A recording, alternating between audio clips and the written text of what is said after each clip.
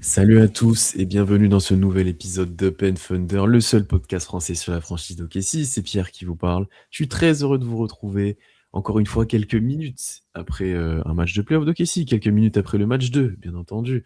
Un match 2 remporté par le Thunder. Et pour parler de ce match, avec moi aujourd'hui, Charles Elie, comment ça va? Eh ben, écoute, ça va. Le Thunder mène 2-0, un petit peu fatigué forcément. On enregistre après. Cette fois, c'était pas à heure européenne. C'était en plein milieu de la nuit pour nous, donc forcément un petit peu plus fatigué. Mais voilà, quand même content, bien que voilà, un événement du match nous rend un petit peu inquiet. Voilà, on va développer ça, mais forcément, on stresse un petit peu pour J-Dub. Ouais, ça va être un des gros sujets du jour. Et avec nous aussi pour en parler, Amaury, comment ça va? Ouais, ça va, pareil, un peu saoulé par la blessure de J-Dub forcément, mais voilà, on mène 2-0, donc bon, plutôt content quand même du match globalement. Oui, le job est fait pour l'instant, on va dire, mais la suite pourrait s'annoncer plus difficile. Avant de commencer pour parler du match et de faire mon petit résumé, eh ben, abonnez-vous partout, toutes les plateformes d'écoute, YouTube bien entendu, Twitch parce qu'on fera peut-être des lives pendant les playoffs aussi, et puis, ben, pour suivre de manière la plus, fidèle possible les playoffs d'OKC, bah, voilà, ça se passe avec nous. On va essayer de faire un débrief à chaque match, donc n'hésitez pas à vous abonner. Eu pas mal encore de commentaires, certains commentaires avec lesquels je me suis amusé, à répondre sur la dernière vidéo. Mais n'hésitez pas, ouais, à débattre vous aussi des matchs, à donner votre avis et cetera, tant qu'il est constructif. Encore une fois, c'est un peu plus pertinent que de parler de l'arbitrage pendant 15 minutes. Mais voilà, et n'hésitez pas à vous aussi donner votre avis. Et puis on va se lancer dans le débrief de ce match 2. Un match 2 quand même, il faut l'avouer, un petit peu plus, compliqué que le match 1 qui avait été un peu une démonstration pour OKC, passé la fin de premier quart-temps, on va dire. Mais encore une fois, les Suns ont pris le meilleur départ sur ce match, avec une défense, de notre côté qui est, je parlerai celle des Suns n'était pas folle, mais de notre côté assez, laxiste au début. On était un peu déçus de l'impact défensif en début de match, mais en tous les cas, il y avait de l'adresse des 2 côtés en début de match. On passe finalement devant plutôt dans la fin du quart-temps avec, notamment un Shai qui débute mal, mais qui se réveille un petit peu à la fin, qui met enfin des tirs, qu'on a l'habitude de le voir mettre. Ça, on pourra en reparler. Mais les Suns répondent bien un coup à chaque fois, avec notamment Royce O'Neal qui fait une très bonne entrée, Gillespie qui était dans le 5 majeur aussi, qui a un bon impact, et ça finit à 30-29 à la fin du premier quart-temps, donc un début de match offensif et serré. Et puis lors du deuxième quart-temps, c'est là que OKC va prendre un petit matelas d'avance avec notamment un J-Dub très bon, très intéressant, qui score beaucoup sur cette première mi-temps. Il y a Shai aussi qui se réveille. Mais on reste encore sur notre fin défensivement. On a du mal à faire baisser les pourcentages de Phoenix qui tiennent. On a aussi un bon Chet qui arrive, qui se chauffe. On en reparlera juste après. Et OKC finit au final, malgré une galère aussi au rebond, à +8 à la mi-temps, avec un Shai et un J-Dub qui sont déjà à 17 et 19 points, si je me trompe pas, donc qui ont vraiment un petit peu joué tous les deux offensivement. Et enfin, au troisième quart-temps, après la mi-temps, on accélère un petit peu avec un énorme passage de Chet des 2 côtés du terrain. Shai aussi qui dissèque bien la défense adverse avec des très bonnes passes, avec des gros tirs. Voilà, tout semble un petit peu s'accélérer. Les Suns mettent moins dedans, c'est un peu plus dur pour eux de créer. Il y a d'abord un +14 qui arrive avec un bon run d'OKC.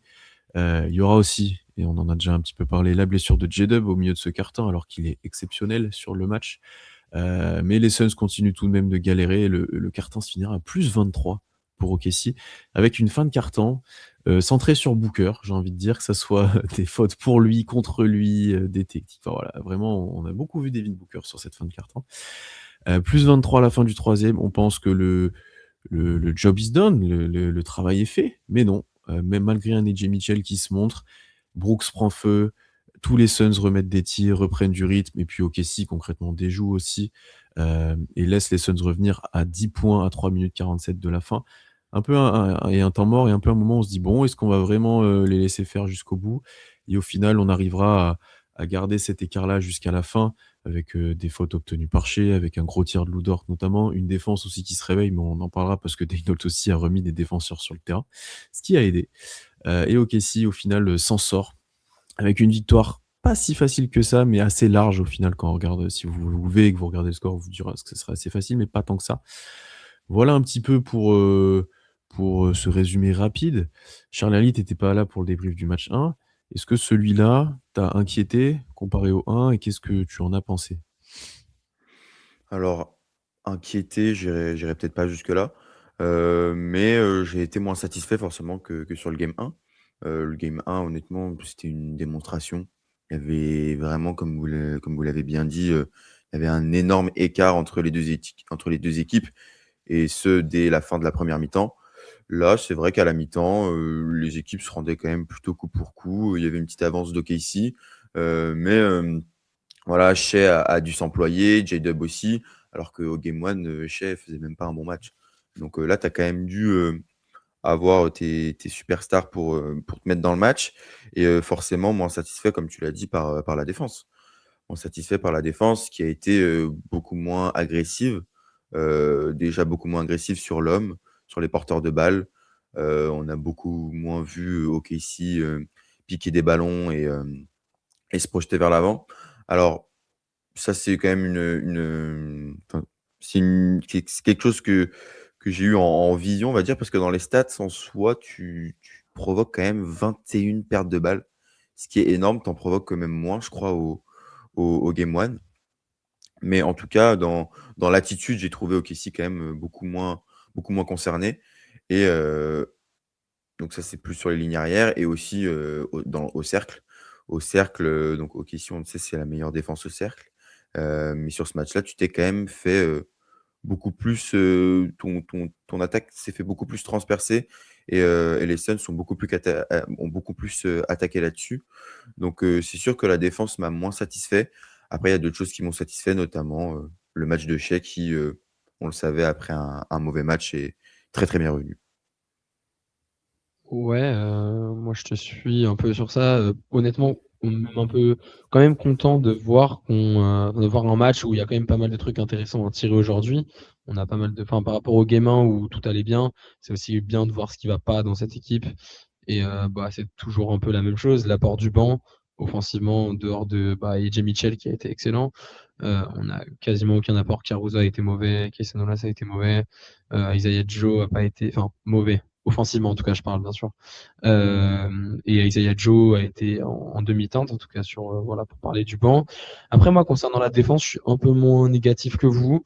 Je trouve qu'on a laissé Phoenix prendre les tirs qu'il voulait prendre. Enfin, on a laissé Phoenix prendre les tirs que nous on voulait qu'ils prennent. Ils les ont mis en première mi-temps. Pour moi, par exemple, dans le troisième quart-temps de notre run, on n'est pas spécialement meilleur en défense, juste Phoenix, mais pas les tirs qu'ils mettaient en première mi-temps. En fait, je trouve. Et au final, par exemple, Booker prend 14 tirs pendant que Green et Brooks prennent 23 tirs. Personnellement, moi, si c'est ça le plan, ça me va. Si on doit se faire tuer par Brooks et Green, bon bah qu'on se fasse tuer par Brooks et Green. Même si je suis d'accord que dans l'intensité et dans les pertes de balles, moi aussi je suis d'accord avec toi, Charlie. J'ai eu ce sentiment qu'on avait provoqué beaucoup moins de pertes de balles, ou en tout cas, si les pertes de balles provoquées n'étaient pas les mêmes, dans le sens où c'était plus des côtes offensives de Phoenix ou plus des balles qui sortaient en touche. On a eu beaucoup moins de contre-attaques directes sur des pertes de balles, quoi. Si je dois dire enfin voilà ce qui a pêché en première mi-temps. Ouais, alors sur les pertes de balles, je vous trouve dur. Je trouve qu'il y en a quand même eu pas mal, hein. Que ça soit dans les mains ou que ça soit je prends l'exemple d'un Caruso qui en prend 2, qui met déjà un tir tout seul en contre-attaque et qui en prend une dès son entrée là sur un rebond de lancer franc. C'est des trucs qui font assez mal à Phoenix. Après par contre, moi je trouve que défensivement, on n'a pas été au niveau au-delà de ça. En fait, dans le ressenti visuel, si j'ai envie de dire, il y a des trucs que j'ai vus que j'avais pas du tout vu au match 1, des lay-ups marqués, par Phoenix, des tirs faciles. À un moment, il y a un pick and roll avec Malouache qui se trouve tout seul dans la raquette, qui dunk. Il y a plusieurs fois Brooks qui est monté sur Hartenstein ou sur, Chet. Alors longtemps avec du succès, mais il y a eu quelques aussi bonnes défenses au cercle. Mais là où le premier match c'était, intraitable et tu marquais pas dans ces situations-là. Je trouve aussi qu'ils ont eu un peu plus de tirs ouverts à 3 points, notamment au début. Royce O'Neal a fait mal, par exemple. Enfin, je nous ai trouvé un peu moins, dominants. On avait beaucoup parlé de l'anticipation et du fait que, bah, OKC était tellement présent sur l'1 contre 1 que dans les aides, on avait été très bon sur le match 1. Là, je l'ai beaucoup moins ressenti. Je pense qu'il y a eu beaucoup de ballons gagnés au début sur des passes. Notamment, il y a un passage où Phoenix essaie de bouger la balle un petit peu et de faire démarrer, Booker, Brooks ou Green off ball et où ils n'y arrivent pas parce qu'on est sur toutes les lignes de passe et on a gagné des ballons. Mais ouais, sur la protection de cercle et sur, comment on fait diminuer leur pourcentage notamment, même, sur leurs tirs un peu compliqués. Je trouve qu'on a été beaucoup moins bon que sur le premier match et en fait, il y a qu'au 3e quart-temps où on fait le trou que leur pourcentage ont baissé et je trouve qu'on a été bon là-dedans. Tu avais encore des pertes de balles, mais tu avais aussi cet autre aspect, parfois un peu plus conservateur où tu dois, juste, faire baisser leur pourcentage et tu gagnes aussi des matchs comme ça. Mais après offensivement, on en reparlera, mais ouais, je suis un peu resté sur ma faim défensivement, même si ça a fait le job encore une fois, on se plaint de quelque chose qui est, élite, mais là qu'il était un peu moins je trouve, sur ce match-là.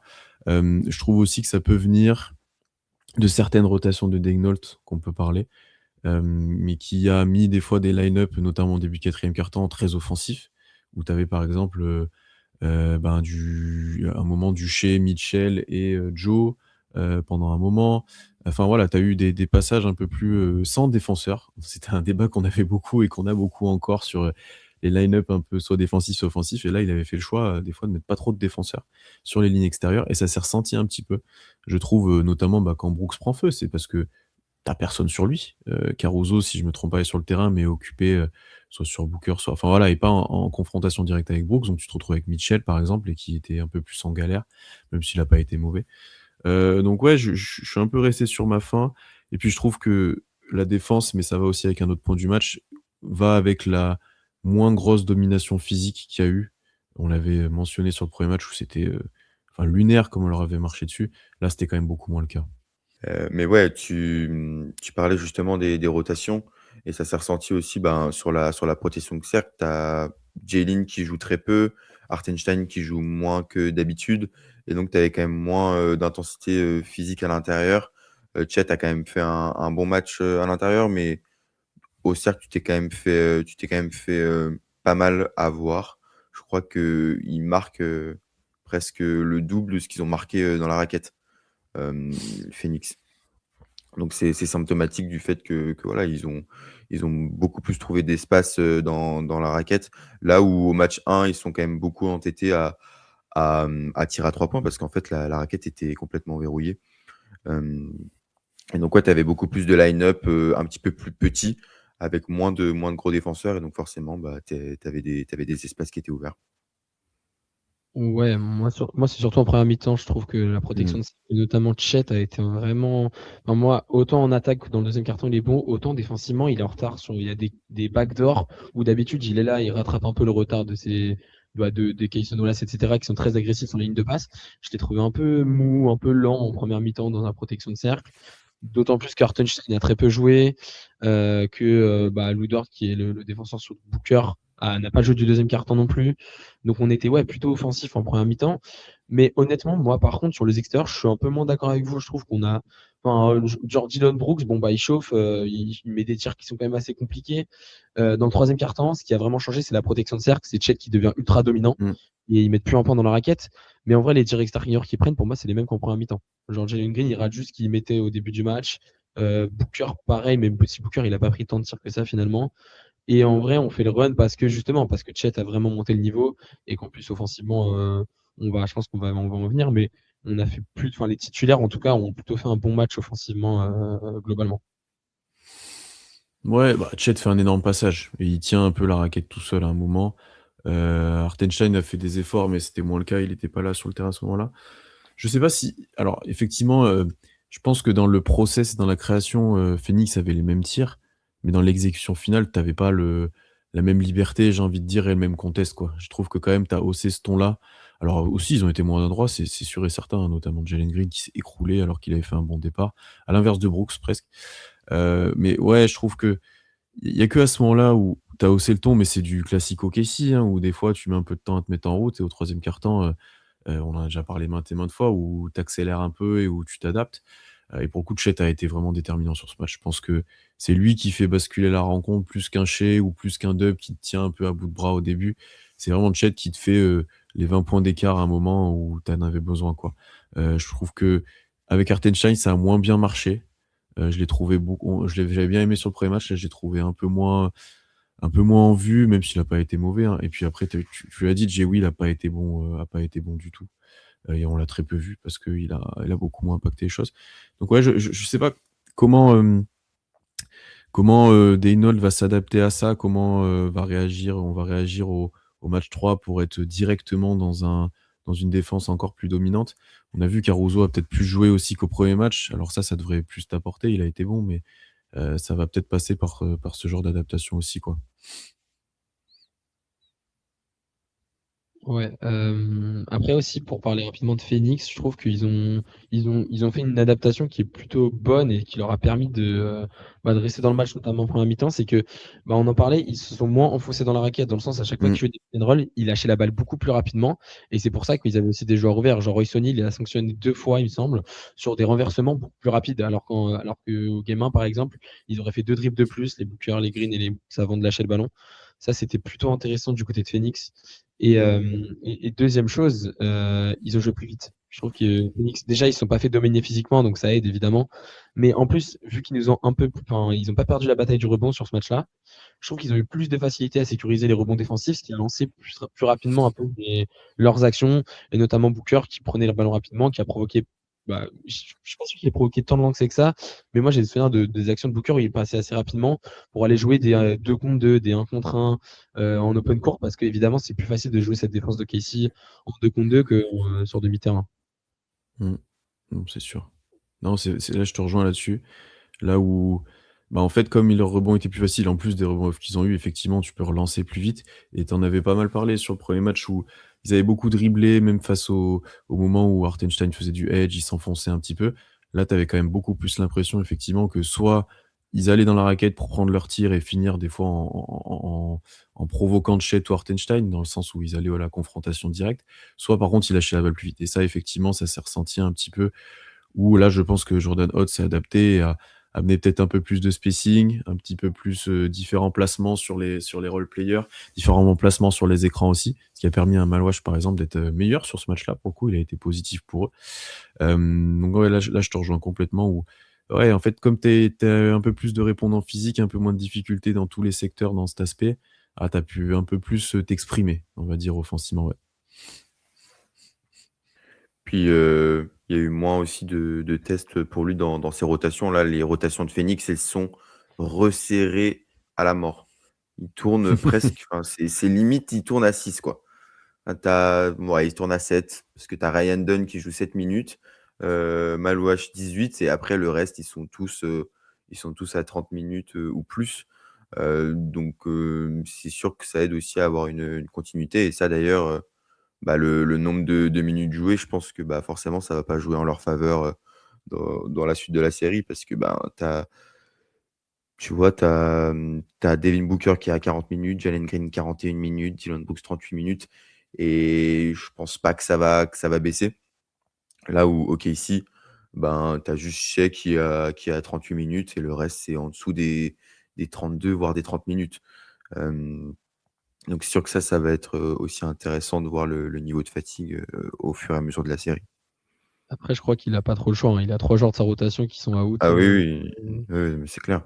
Grayson Allen, Jordan Goodwin et Mark Williams, donc je crois qu'il a pas trop le choix. Et d'ailleurs, je pense qu'on peut Bah, parler un peu Grayson de Allen, c'est bizarre, il est pas out en soi, mais il joue pas. Bah, C'est enfin, il est je ouais, pense que je c'est pense qu'il bizarre, mettez-le ouais. out en fait, c'est genre Et du coup, ils ont fait passer Gillespie dans le 5 et je me lancer un peu sur l'attaque. Je trouve qu'on a en première mi-temps notamment, on a fait beaucoup de hunt, on a beaucoup hunt, on a créé des switches pas mal pour Shea notamment. Et Gillespie, en deuxième mi-temps, il était quasiment premier défenseur sur Shea, mais en première mi-temps, c'était pas le cas, mais on essayait de le ramener sur Shea pour que on crée des mismatchs quoi. en Et première aussi, hein, il débute le en match, ah ouais, sur première, lui. il Ouais, débute sur lui, ouais, ouais. hein. ok, j'ai raté les 3 premières minutes, donc Bah, ma tu Ah, bad. loupé les Bah voilà. Mais bon voilà. Mais en tout cas, même sur le reste, on a vraiment Hunt, notamment Booker. On a essayé de mettre Booker sur Shea aussi pas mal de fois. Et c'est intéressant. On a eu beaucoup d'écrans entre petits. Et j'ai trouvé que Shea en tout cas était dans le playmaking. Je vais en reparler. J'ai pas été convaincu à 100%. Mais en tout cas, ça a super bien marché. On a rentré pas mal de tirs dans le premier quart-temps notamment. Lou Dort, on a mis 2, il me semble, qui sont importants. Et l'attaque a vraiment bien tourné aujourd'hui, je trouve, à part sur certaines séquences où ouais, milieu de quatrième quart-temps notamment. Et le problème, c'est avec le banc. En fait, dès que les joueurs du banc rentrent, on n'a plus de spacing, on n'a plus d'attaque, on n'a plus rien. Mais par contre, autant le 5, ou même Jay Mitchell, les line-up où on avait deux créateurs, soit chez Jay Mitchell, soit chez J-Dub, je trouvais que ça marchait plutôt bien. Ouais, je trouve que c'est un peu l'inverse du premier match où, on avait dit qu'on avait bien aimé les minutes sans Shea. Là, Sanché, bon, après, il a été super fort ce soir. Ça a été plus compliqué. Bon, pour revenir sur Shea, bon, déjà, il a mieux géré quel tir il devait prendre, à quel moment, etc. Il a mieux trouvé ses spots. Il a un peu mieux sanctionné les switches, la défense de Phoenix. Il a pris des bons 3 points aussi. J'ai aimé les 3 points qu'il a pris un peu plus, où bah, vraiment, ça le respectait pas, et ben, tu le prends. Bon, il en prend 2 d'affilée, il en met un sur les 2 après le rebond off. Je dis, ok, pourquoi pas. Mais après, je l'ai trouvé bon, surtout dans la passe. Il avait déjà commencé de le faire sur le premier match, mais les drive and kick ou les passes un peu au dernier moment, après, quand il se lève pour tirer, il y en a une notamment pour Chet là, qui marche super bien. Ça, il a vraiment progressé cette année là-dessus. On le voit un peu plus en playoff ou en saison régulière, il faisait ce qu'il voulait, donc concrètement, il n'avait pas besoin de faire ça. Mais ouais, effectivement, dans la globalité, en fait, je trouve qu'une fois que tu as passé le trio, tu as des petites étincelles, petits flashs de role players qui ont mis des tirs, bah, Dort et Joe. Enfin, Joe, c'est sur 2 actions d'affilée, après, tu le vois plus. Mais après, c'est pauvre, quoi. Et AJ Mitchell, au début, quand il rentre, il fait 0 sur 3 à 3 points. Je me dis, oh, ça va être long. C'est l'inverse du premier match. Et il se réveille quand même bien au fil du match. Je trouve au début, il rentre mal dans son match et au fur et à mesure, il a d'abord apporté défensivement sur plein de choses, sur des passes, et après, le scoring est venu à lui. Donc ça, c'était cool à voir. Mais après ça, c'était faible, hein. Jewy, il a pas apporté. Kesson, c'était pas bon en attaque. Caruso, il te met un tir à 3 points, tu fais ah, trop bien, et après il ne prend pas un tir tout seul sous le cercle. Enfin, c'est trop bizarre ce joueur offensivement. Là, pour l'instant, on n'est pas sur du Caruso playoff. Donc, ouais, je trouve que, alors peut-être que dans le process, mais c'est parce que ça a mieux marché avec Shea, c'était plus facile que match 1. Mais après, dans le partage de la marque, là, je trouve que c'est vraiment, t'as 3 joueurs et puis le reste suit comme il peut, quoi. Enfin, franchement, hein. Bah, ouais, clairement. Mais ouais, tu te retrouves enfin, j'ai l'impression que que le Game 1, c'était quand même un petit peu une anomalie, on va dire. Le fait que, ben, déjà Shea soit pas dedans, c'est quand même assez rare. Et ouais, comme tu le dis, j'avais l'impression qu'il y avait beaucoup plus de gens, inclus, et pourtant, visuellement, j'ai préféré ce match, offensivement. J'ai trouvé qu'il y avait quand même un petit peu plus de rythme, et bah, comme on l'a dit, on s'est moins reposé sur, du jeu rapide. On a beaucoup plus vu du jeu, sur demi-terrain, et j'ai trouvé qu'on s'en est pas si mal sorti quand Shea était sur le terrain. Là où vraiment, notamment, bah, évidemment, pendant le 4e quart-temps, quand on se fait remonter, en plus, il y a pas J-Dub. Là, offensivement, bien qu'il y ait Jay Mitchell qui plante quelques tirs, qui met quelques lancers, on perd des ballons, Chet fait faute offensive, et cetera. Là, c'est vraiment compliqué de développer un jeu offensif. Mais quand il y avait Shea sur le terrain, ça se relayait avec J-Dub, et cetera. C'était vraiment intéressant, notamment en première mi-temps, et dans le 3e quart-temps, aussi. Mais ouais, tu retournes un petit peu à un format classique où tu as ton trio plus AJ Mitchell qui offensivement t'apporte quelque chose, et après les role players, bah, soit ça met pas les tirs, ce qui est fréquent, et soit, bah, juste ça se contente de redonner la passe et sans vraiment créer, et ça va regarder Shea jouer, et ça va attendre les kick-out. Là où, ben, pour le coup, Shea, il est à 9 passes décisives, et pour le coup, j'ai adoré son match. Donc déjà parce qu'il marque 37 points avec des bons pourcentages, mais aussi parce que tu l'as dit, Pierre, il a vraiment fixé la défense toute la soirée, et ça a vraiment libéré des espaces. Même parfois, c'était même pas pour des passes décisives, c'était vraiment pour des kick-out et ensuite des extra passes. Et après, tu avais un J-Dub ou un Chet qui pouvait attaquer l'intervalle. Donc ça, c'était vraiment intéressant, et ouais, ça a donné plus de rythme au jeu offensif, là où sur le premier match, Shea s'est entêté à essayer d'attaquer son vis-à-vis sans trop de succès. Sachant que là, certes, il y avait du Gillespie au début, mais après, franchement, Phoenix, j'ai l'impression, ils essayent pas de mettre un seul joueur sur Shea, ils essayent un petit peu de varier, étant donné qu'ils ont une palette défensive assez large sur les lignes arrière. Enfin, voilà, à chaque fois, quand il y avait un écran avec J-Dub, ça switchait. Enfin, s'il n'y avait pas tellement de problèmes à ça. Et à chaque défenseur rencontré, Shea a fait le taf, quoi.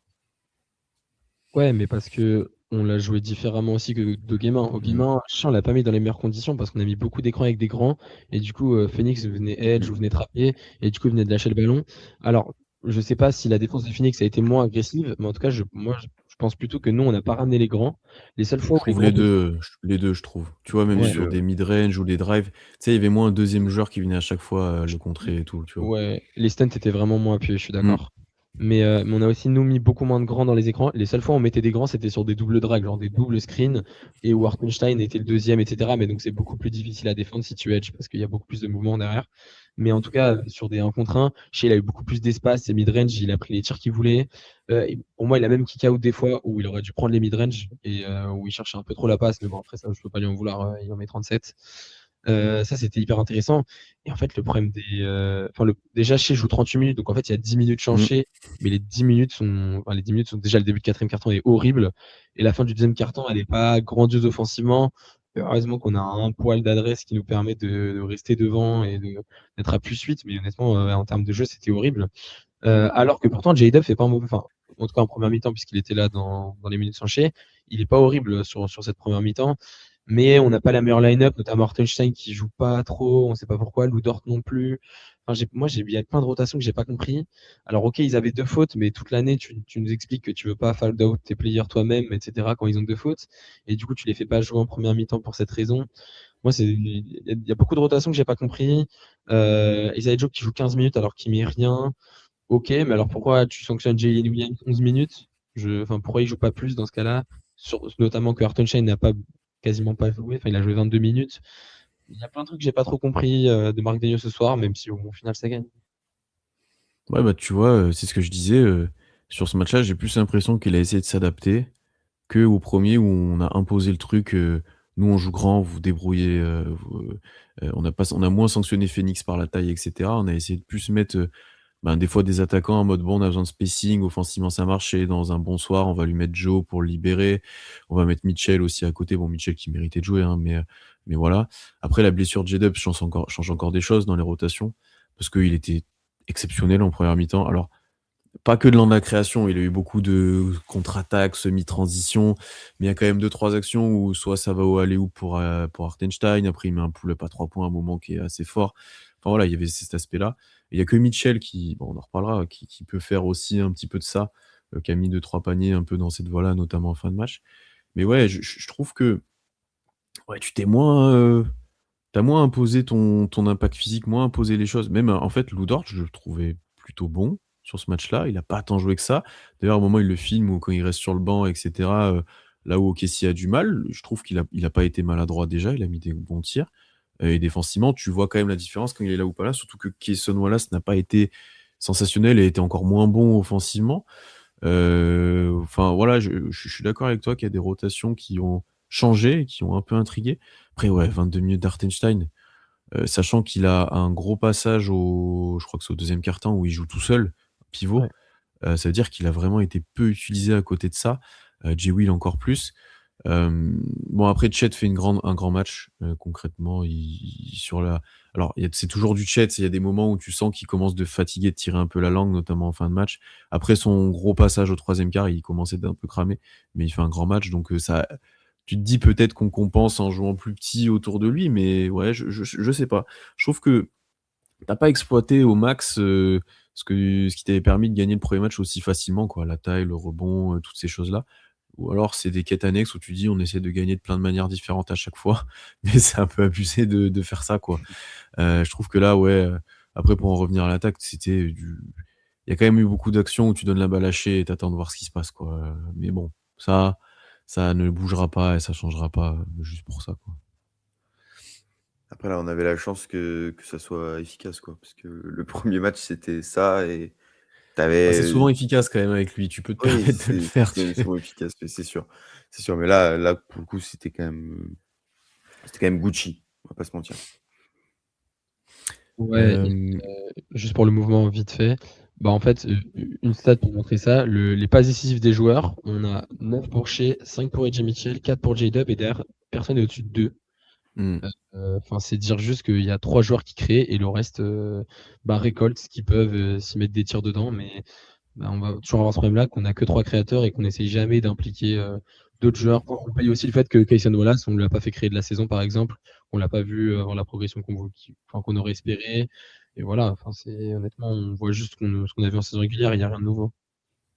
Ouais, tu vois? Hartenstein à 2 passes décisives, c'est pas trop possible. Enfin, pour moi, tu dois être au moins x2 de ça. Et Ouais. Chet à 0. Alors, c'est pas un grand passeur, c'est pas, tu l'as souvent en fin de chaîne, mais il y a quand même des fois où il va être fermé, où il va faire la bonne lecture, et ça, on sait qu'il peut le faire. Donc là, le 0 pas me choque un peu, mais ça me perturbe un peu, quoi. Puis en fait, après, t'as Cason Wallace à 2, mais c'est des passes de contre-attaque, j'imagine, concrètement, qu'il a dû Ouais, faire c'est sur vrai. des ballons gagnés. Donc ouais, je suis d'accord avec toi que c'était assez pauvre quand même dans le partage de la balle. C'était très héliocentré avec chacun leur tour, Shai et après un peu en relais, J-Dub et Jay Mitchell, quoi. Et tu à peu près que ça.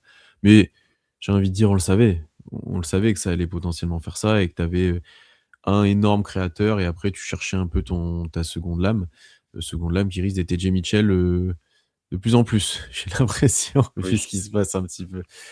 Ouais, tu parlais du fait que Hartenstein, il a que 2 passes décisives. On parlait, bah, justement dans la preview que, ben, le jeu de Hartenstein, ça pouvait être, une corde, à l'arc, d'OKC pour, un petit peu attaquer cette défense des Suns. C'est quelque chose qu'on n'a pas vu sur les 2 matchs. On l'a pas vu du Mmh. tout. Et même, ben, sur le game one, c'était assez intéressant.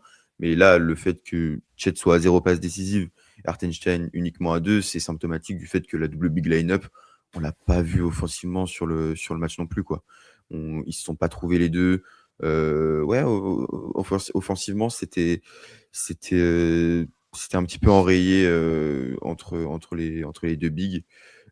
J'espère que ça va aller mieux sur le reste. Mais ouais, Hartenstein, offensivement, son apport est quand même beaucoup moins présent qu'en saison régulière. Et c'est ce qu'on avait vu un petit peu aussi l'an dernier en playoff. C'est un système qui est probablement moins reproductible Mmh. en playoff, j'imagine. Mmh. Je sais pas, j'ai l'impression enfin, la double big, elle a super bien marché au début de troisième. Quand on fait le run, il y a la double big sur le terrain et Oui, notamment, il c'est y a vrai. ils se font une passe, la seule du match. Mais voilà, il y a eu le alley-oop et on se dit super. Et après, on ne la revoit plus. Il me semble qu'on ne l'a pas vu de la deuxième mi-temps après ce run-là. Et ça, c'est des choses que je comprends pas trop. Pourquoi dans le quatrième quart, il essaye pas de remettre un peu de big? Pourquoi en première mi-temps, on n'en voit pas plus? C'est quelque chose que je comprends pas parce que quand ça a joué, ça a bien marché, en tout cas sur le deuxième mi-temps, sur le meilleur passage du match, quoi. Mmh. Et il y a même, de mémoire des passages où Hartenstein genre switch sur Gillespie et s'en sort bien. Enfin, il y a Ouais. pas eu trop de raisons en fait. Alors, oui, il était moins dominant dans la raquette, il a fait, quelques erreurs, même offensivement. Là, il y a une action où il s'enferme un petit peu, il loupe un tir tout seul, il prend le rebond, il fait un peu n'importe quoi. Mais ouais, pour le coup, 22 minutes, alors soit il est encore un peu en dilettante avec son pied et cetera, mais je ne pense pas. Donc assez surprenant et en plus, j'ai réussi à me satisfaire et avoir de l'espoir sur 2 actions, là, sur ce match offensivement. Il y en a une quand même au début où Hartenstein, se trouve obligé de driver et enfonce Ighodaro qui est obligé de lui casser les bras et lui donne de lancer. Je me dis: «Ah!» Tu sais, c'est comme l'année dernière quand des fois il drivait, on se disait: «Mais c'est ça la solution», peut-être face je crois que c'était face à Jokic ou autre, de des fois juste Hartenstein ne soit moins, stérile à faire, des hand-off et une action où on sert Chet en post-up et il marque sur Booker et je me dis: «Purée, mais enfin, il y a quand même d'autres choses à faire que juste juste des fois, donner la balle à Shai et cetera et d'ailleurs Chet a été très bon à chaque fois qu'il a la balle un peu en mouvement, sur des encore comme au premier match sur des feintes où il fait sauter Dillon Brooks, où il va driver ensuite et cetera. Donc ouais, j'aimerais voir un petit peu plus de ça, surtout là, et c'est ce qu'on va aborder ensuite avec l'absence de Jalen Williams qui faisait un début de série monstrueux, on va le dire. Sur le premier match, c'était peut-être le meilleur joueur et là sur la première mi-temps, il était très, très, très, très bon. Donc il s'est, alors qu'est-ce qu'il a à l'ischio? On va dire juste blessé pour l'instant à l'ischio, à l'autre ischio que celui qui s'était blessé pendant l'année, donc c'est pas forcément la même jambe, même si, il a pu compenser avec cette jambe-là. On imagine peut-être la blessure de l'autre et cetera, c'est ce qui peut arriver. Qui est sorti au milieu du troisième quart-temps donc et qui, bah, on n'a pas forcément de news parce que déjà on enregistre juste après le match, mais de ce qui est ressorti, OKC, va regarder ça les prochains jours et donnera une absence, on va dire, avant le match 3. Et ben, ça aide pas les affaires d'OKC, on va être honnête, hein. Alors moi, d'un premier avis, je pense que vous allez le rejoindre, c'est que sur ce premier tour, tu peux t'en sortir sans lui, je pense. On l'a vu d'ailleurs en deuxième mi-temps, hein, tu t'en sors globalement sans lui, même s'il y a eu des moments un peu de moins bien. Et pour la suite, ça sera peut-être un peu plus compliqué, donc il faudra voir, la durée de son absence et encore une nouvelle fois son état de forme. On est vraiment sur une saison pour J-Dub, voilà, très compliquée et un peu, une malédiction face à Phoenix, hein, pour ses ischios. Ouais, il se blesse sur la même action qu'il s'est blessé la dernière fois.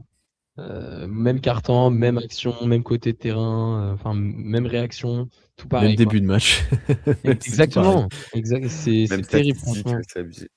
Ouais, franchement, ouais, c'est ça. Enfin, et c'est sa troisième blessure. On la main de l'année dernière, c'était aussi contre Phoenix. C'est la troisième blessure contre Phoenix en un an et quelques quoi. Ouais, c'est terrible. Après, ouais, pour le premier tour, je pense que Phoenix, franchement, si on sort pas Phoenix en Jalen Williams, on n'a rien à faire. On n'est pas prétendant au titre, faut pas se mentir. Après, pour le deuxième tour, je sais pas, je pense quand même qu'on est favori même sans Jalen Williams, peu importe qu'on joue les Lakers. Même les Lakers avec Doncic Cherry, je pense qu'on est favori sans Jalen Williams. Parce qu'en saison régulière, on verra. Hein. La saison régulière, c'est pas les playoffs, mais on sera favori. Mais je préfère largement avoir Jalen Williams. Hein. Je vais pas mentir que je vais pas vous dire que je veux attaquer cette série sans lui. De toute façon, on n'a pas de nouvelles pour l'instant.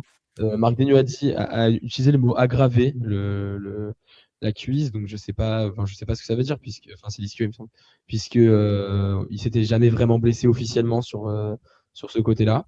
Mais bon, faudra voir. J'espère que ce sera pas trop long, que ça. Faudrait que ce soit dans l'idée une semaine, 2 semaines, allez, pour qu'il soit là au milieu du deuxième tour, au pire des cas. Mais honnêtement, j'en ai aucune idée. On verra. On n'est pas médecin, hein. On n'est pas médecin, mais c'est sûr que c'est barbant, hein. C'est barbant cette nouvelle blessure, honnêtement, avec J-Dub, là, ça fait 1 an qu'on en a un petit peu marre. Mais là, c'est d'autant plus frustrant que, bah, tu l'as dit, le début de série est tonitruant. On avait vraiment pas mal de craintes sur son retour. Est-ce qu'il allait être en forme?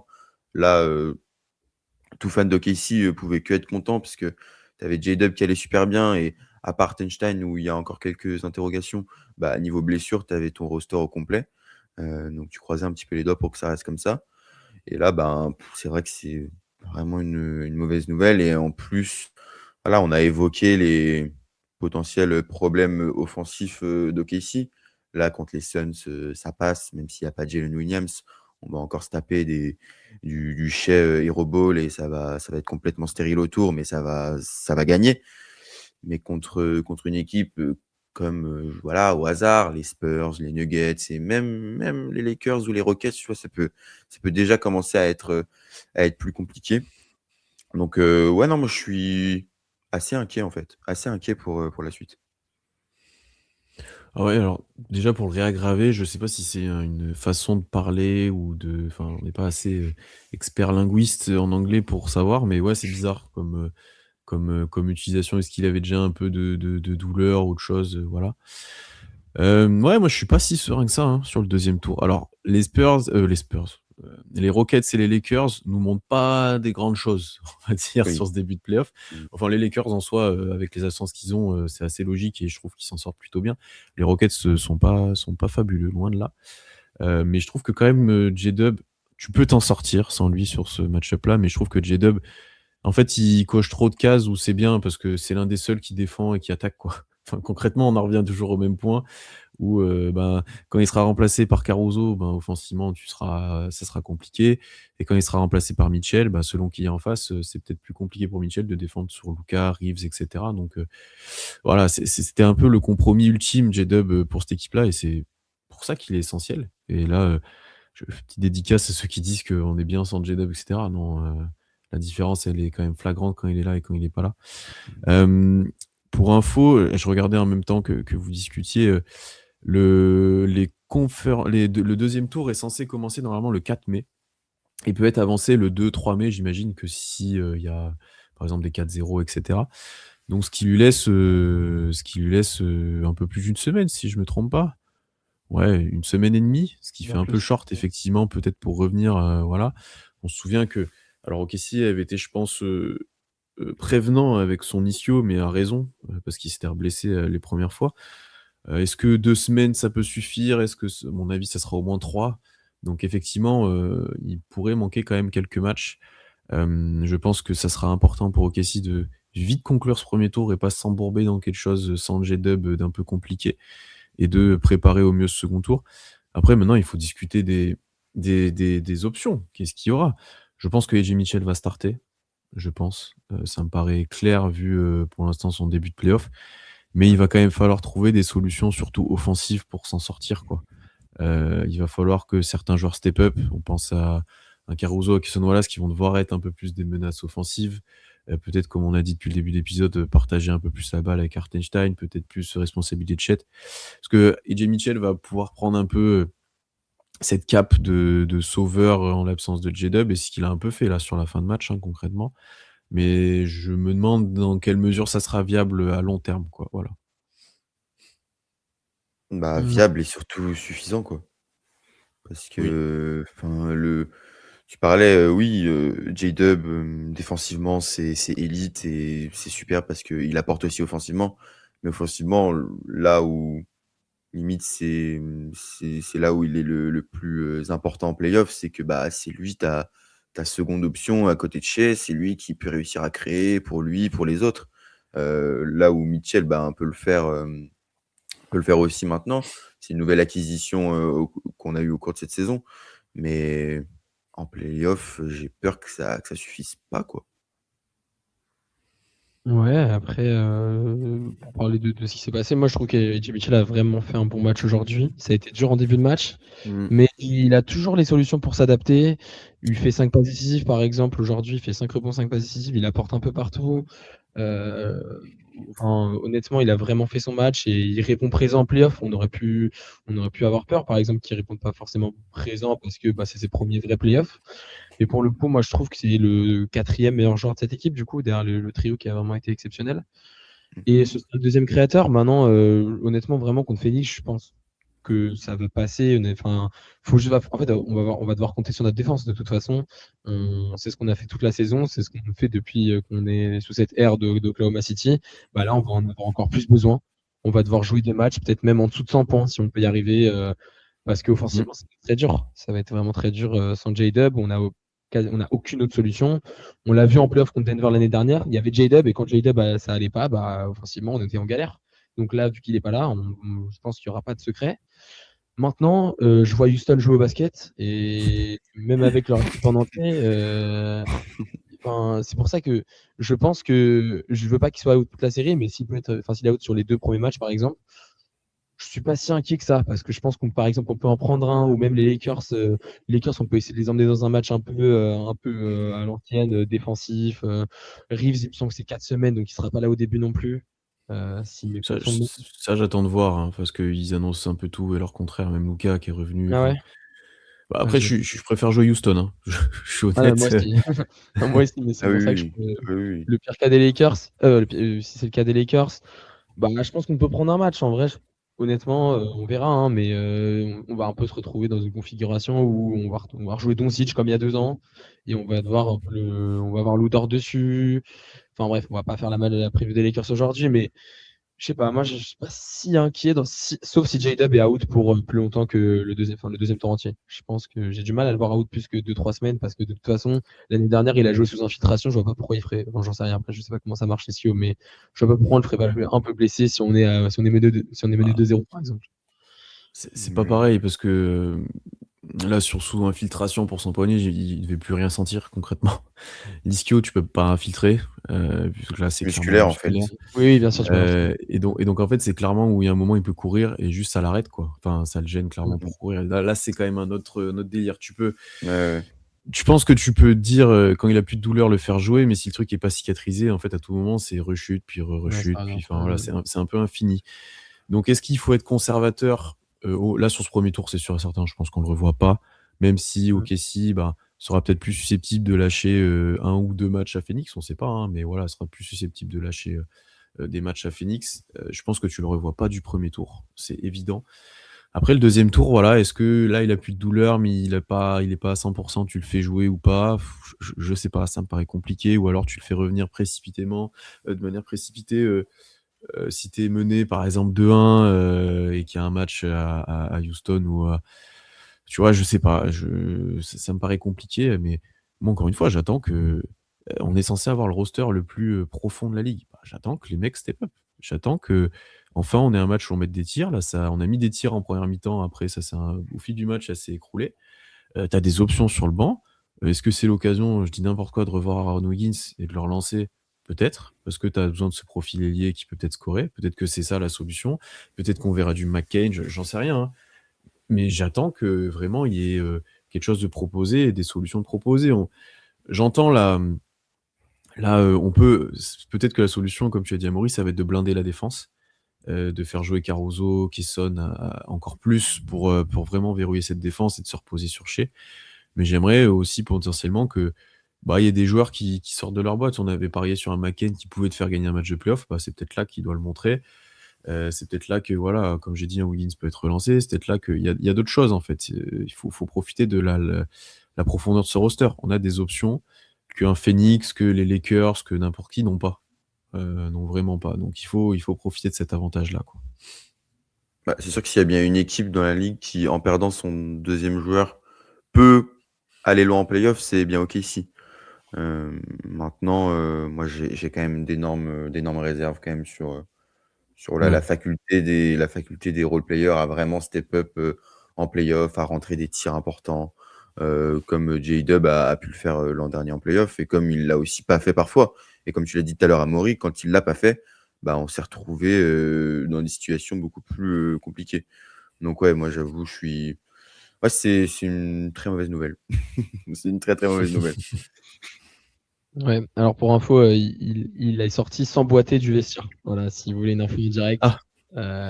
Voilà. Waouh. Mais Bah, bon, super. Sachant ça vaut que ce que ça vaut. Ouais, Sachant que enfin, les ischios, pour en avoir déjà eu, en vrai, quand tu marches, t'as pas tant mal. C'est vraiment quand tu Ouais, c'est cours quand tu cours. ouais, et après là, à froid, quand il vient de se le faire, tu peux avoir un peu mal quand même, je pense. C'est sûr. ouais, oui, non, mais ça, c'est clair. Oui, à Mais froid, c'est oui, pas le non, mais truc où tu boites le plus et on l'a vu d'ailleurs quand il était bah, blessé, ouais. il sautait partout sur le banc donc Ouais, ils sont, enfin, Mmh. en fait, c'est pour conclure, enfin, on n'est pas médecin mais moi aussi pour être fait, c'est quand vraiment des fois tu vas sprinter, et là tu C'est peux ça. vraiment et l'échauffement qui va être dur. Tu as l'entre-deux qui est bien, mais le moment où tu peux sprinter à tout moment, ça peut mal partir, quoi. Mmh mh. Mmh mh. Sachant Ouais. qu'en plus, J-Dub, bah, c'est pas un gars qui reste dans le corner à Ah rien bah faire, quoi. et puis alors pour le Vraiment, coup, son début de match avant qu'il se blesse, c'est l'inverse d'un mec qui a mal à l'ischio, quoi. C'est, ah oui, je vais tout droit, je monte sur tout le monde. Je mets des dunks où je reste accroché, le N1 qu'il met un moment en semi-transition où il blow by Royce O'Neal pour aller ouais, franchement tu dis: «Lui, il est pas hors de forme du tout, il a mal nulle ouais, part». complètement, complètement. C'était pas un joueur, voilà et comme tu le dis, qui se contentait, à son retour de juste prendre des tirs et cetera. Là, on était sur, un J-Dub en forme, malheureusement. Ouais, bah, Alors, espérons qu'on voit du McCain, qu'on voit du Wiggins, qu'on voit autre chose en attaque. Peut-être que ça Mmh. va nous forcer nous aussi à jouer. J'y crois pas trop, hein, mais je me dis peut-être que s'il y a bien une raison de le faire maintenant, de trouver d'autres solutions en dehors de chez, c'est maintenant qu'on a plus de J-Dub, hein, de toute façon. Après, je trouve qu'on commence de connaître des Nolte, hein. On se moquait en mode il va faire jouer 11 joueurs et je trouve qu'il l'a quand même Non. bien moins fait cette année. Et là, je trouve qu'il a genre McCain est sorti de la rotation en mode: «Je te fais pas confiance» et Wiggins, ça fait un moment que tu as l'impression qu'il a plus de confiance non plus. Donc ouais, j'ai un peu de mal, à le voir remettre quelqu'un dans la rotation parce que même en soi Kenrich, contre cette équipe de Phoenix, c'est pas scandaleux de le voir sur le terrain. Je trouve qu'il a le ouais, c'est niveau et vrai. qu'il a un profil athlétique qui pourrait les embêter et qu'offensivement, il peut apporter aussi. Enfin, encore une fois, on a 13 joueurs qui sont jouables, je trouve, en NBA. En playoff, c'est une autre question, mais au moins en NBA, ce qui n'est encore une fois pas le cas de tout le monde, quoi. Donc, ouais, je sais pas. Je m'attends pas à voir Topic, hein. C'est celui que j'exclus un peu du roster. Mais les autres, je Mmh. trouve que enfin, encore une fois, hein, au prochain match, Aaron Wiggins rentre en fin de premier quart-temps. Je me dis: «Ben, pourquoi pas? OK, si on a besoin de quelque chose, d'attaque, de machin, pourquoi pas, hein?» Mais Bah, moi, je carrément. Surtout que Wiggins, c'est un joueur, ses rotations, elles ont jamais été bien régulières. Genre, je me rappelle même il y a 2-3 ans, pendant 3 matchs, il jouait pas et après il jouait 20-25 minutes. Enfin, c'est un joueur, à chaque fois que Daigneault le mettait, enfin, c'était les éloges qu'on lui faisait, c'est qu'il était souvent bon quand il jouait. Bon là, ça a pas tout le temps été le cas, cette saison malheureusement, mais s'il y a bien un joueur où tu peux un petit peu le sortir de ton chapeau, le faire jouer et bah, tiens, c'est super, il est efficace, il rentre ses tirs, c'est bien Aaron Wiggins. Après, il va falloir qu'il soit au niveau défensivement, et qu'il fasse les efforts parce que cette année défensivement, c'était compliqué. Voilà pour Mmh. mon joueur que quand même pendant la preview, j'avais mis, meilleur 6e homme, hein, on n'oublie pas. Mais Maximum des playoffs, on va dire. C'est peut-être Ouais, même là. voilà, c'est ça, ça c'est arrive. ça que je voulais dire. C'est ça que je voulais dire. Non, mais ça arrive. Après, moi, je pense qu'il va faire rentrer un joueur dans la rotation. Je suis pas trop d'accord avec toi, Pierre, dans le sens où bah, je sais qu'il va pas vouloir jouer à 9. Il va pas faire jouer plus. Hartenstein, s'il a pas envie de le faire jouer plus, je pense qu'il le fera pas jouer. Enfin, je pense qu'il y a plus de probabilité qu'un McCain ou un Wiggins Mmh. rentre dans la rotation que Hartenstein joue plus, par exemple. Ouais, Euh, mais sur combien de temps? Je pense aussi qu'il y aura peut-être un joueur qui rentre. Mais c'est le temps. Si tu fais rentrer 5 minutes, en fait, ouais. t'as pas changé le truc, quoi. Non, clairement, mais tu vois, sur 12 minutes, comme Jay Ouais. Will a joué genre 11 minutes ce soir, tu vois, bah, Wiggins peut rentrer 5 minutes en première mi-temps, 5 minutes en deuxième mi-temps, par exemple. Et puis, s'il met des tirs, bah, il restera un peu plus longtemps sur le terrain parce qu'il va voir qu'on a une panne d'adresse et que personne met un tir dans cette équipe de toute façon. Donc, faut bien qu'on mette des points quoi, pour gagner le match. Et Shea va pas faire Shea, quand il va faire des kick-out et qu'on va ressortir sur Caruso, Kayson Wallace, qu'on va en rater plus d'affilée. Au bout d'un moment, Daniel, j'espère qu'il va se dire bon, ok, Wiggins ou McCain ou j'en sais rien, hein, si c'est Kenrich Williams, si c'est n'importe qui, mais je pense qu'il va devoir en faire entrer un. Franchement, c'est le moment de Wiggins, hein. Si là, il Mm. joue Ah pas, ouais, ah ouais. si là, il joue pas, faut abandonner le projet. Enfin, voilà, ça sert plus à rien. Parce que là, c'est clairement ouais, le moment. Et puis d'ailleurs, en début de saison, quand J-Dub n'était pas là, il avait un gros rôle. Et c'est là qu'il avait le mieux fonctionné aussi, hein. Parce qu'on se souvient que l'équipe était en 24-1 sans J-Dub. Faut aussi, voilà, donc il y avait eu des. On jouait pas que Phoenix tous les soirs, loin de là, on jouait aussi des équipes plus faibles, mais l'équipe avait trouvé un bon fonctionnement aussi. Donc, ouais, à voir, à voir. Je pense que ça sera le. J'imagine, là, ma question va être qu'est-ce qu'on regarde au match 3, mais du coup, concrètement, ça va être ça. Je sais pas si vous avez d'autres choses, mais on va regarder comment on s'adapte sans J-Dub. Ouais, comment s'adapte son J-Dub et bah du coup les rotations, enfin les non les match-ups défensifs du coup sans J-Dub. Si Mitchell joue, Mitchell il défend sur lequel des trois guards par exemple? Ou est-ce qu'il défend sur le poste 4 entre guillemets qui est Royce O'Neal il me semble? Et du coup on met Shea sur un des trois guards parce que du coup on n'a plus ces trois défenseurs élites dans le 5 si on a Shea et Mm. Jamie Mitchell en même temps. Moi ça m'intéresse de voir ça notamment. Après il y aura plein d'autres points, bah, tout ce dont on a parlé, dans toute l'adaptation post J-Dub quoi, mais ça je trouve que ça va être intéressant aussi. Ouais, même les rotations, enfin, si tu as AJ Mitchell dans le 5, la seconde unit, comment tu l'organises? Ça veut dire tu fais sortir un AJ Mitchell rapidement pour le remettre, au début du deuxième quart-temps, tu gardes Ouais. Chet, Hartenstein, voilà, tu vois? Ça va être intéressant de voir et même offensivement, hein, concrètement, comment tu t'organises? Ça va être intéressant de voir ça. Donc oui, je pense que, clairement, c'est ce qu'on va regarder et c'est ce qui va changer globalement sur les prochaines confrontations s'il y a pas J-Dub. Ouais. Moi, je pense que tu es obligé de donner les minutes, enfin les rotations de J-Dub à Mitchell. Dans le sens, il start, tu le fais sortir Mmh. tôt, il est tout seul avec le banc. Alors peut-être que tu l'équipes un peu, Ouais. tu mets Chet et Hartenstein avec lui. On va dire que Shea peut s'en sortir un peu tout seul. Si Mitchell, tu le mets avec Chet et Hartenstein, ça fonctionnera peut-être un peu mieux. Enfin voilà, tu peux trouver des solutions. Mais effectivement, défensivement, ça va être intéressant de voir comment on s'adapte. Sachant que les Suns ont déjà changé leur 5 sur le match-là. Parce que là, typiquement, tu aurais pu mettre sur Gillespie, mais tu aurais été obligé effectivement de mettre Shea sur Jalen Green, par exemple, ou sur Brooks. Donc ouais, ça te décale un peu tout.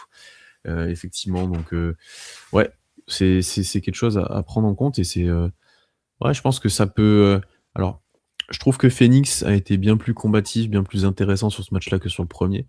Mais je trouve que déjà, je me disais que vu ce qu'ils ont montré sur ce match-là, ça peut les remettre un peu dans le bain, notamment en fin de match, en disant bah, on a des solutions, on est capable de faire quelque chose. Je trouve que là, en plus, si tu ajoutes une adaptation où il n'y a pas de J-Dub qui leur posait beaucoup de problèmes, physiquement, athlétiquement et tout, je pense pas qu'ils vont remporter la série, mais je pense que ça peut les relancer un petit peu. Et pour coup, ça peut relancer un petit peu l'intérêt de la série pour eux. Où tu peux te dire, il y a peut-être un petit coup à jouer, quoi. Comme par exemple Portland avec les Spurs, si Wemby n'est pas là, hein, c'est dans le même. Je compare pas J-Dub à Wemby, mais pareil, ça leur donne peut-être un chouïa plus d'espoir. C'est triste à dire parce qu'on veut que tout le monde que ce soit là pour les playoffs en tant que, on veut pas de blessés, on veut les équipes au max. Mais ouais, ça peut les relancer un petit peu.